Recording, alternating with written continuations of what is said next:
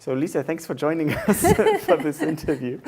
Tell me, you've worked on several successful documentaries over the years. Yes. When you are developing your projects, how much do you think about marketing and, the end user and the audience actually?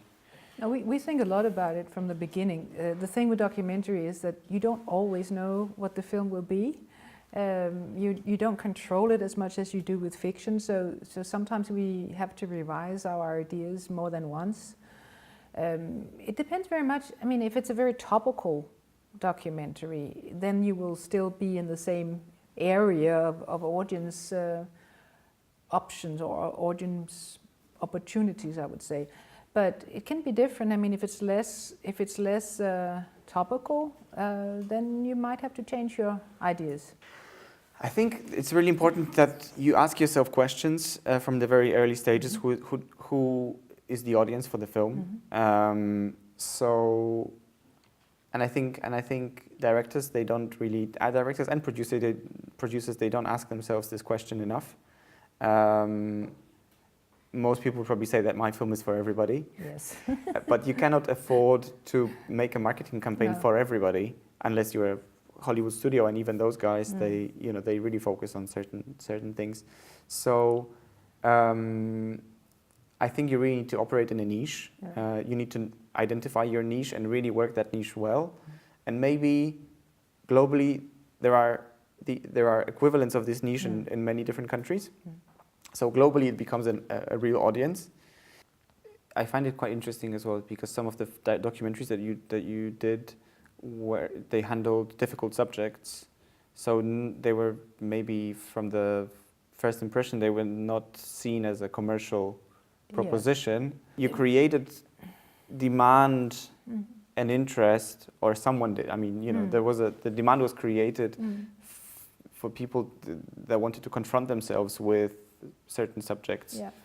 Now, but I can say that, for instance, if I can take an example of the film Into Eternity, which is about nuclear waste, so it's a heavy subject. But first of all, we were very conscious from the beginning that we thought the subject was so important that we didn't want to preach for the already converted. I mean, we did not want to make a film that already only catered for the people who were against nuclear power. We wanted a real conversation about this waste issue, which concerns everybody, and there is no solution to it.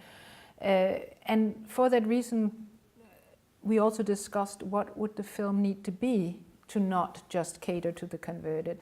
But also, and if I can ask that back, because one of the things that have worked best for us over the years is to break up the concept of how and when the chronology of distribution, what windows are where. If we can do things differently, it works best, but it's super difficult to get those deals in place. So you, as a sales agent, how do you see that as a possibility? I mean, how do you get to that point where you can do grassroots campaign and VOD and theatrical maybe at the same time? I think it's definitely increasingly difficult to reach an audience because of the number of distractions that exist today in the world. So cinema competes with so many other means of entertainment, music, concerts, internet, funny kittens on YouTube.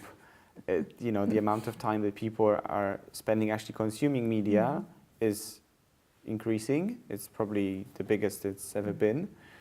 But at the same time, to reach that audience and to bring them into enjoying paid entertainment, like audiovisual entertainment, to bring them to the cinema or to make them pay for content online, that's the challenge. So I really believe that your cinema has to be a brand, your distributor has to be a brand, your festival has to be a brand, your sales agent has to be a brand as well, so that people, or your TV channel or your VOD platform, I think it all works together in a way that you really consciously have to build an awareness of what are you all about.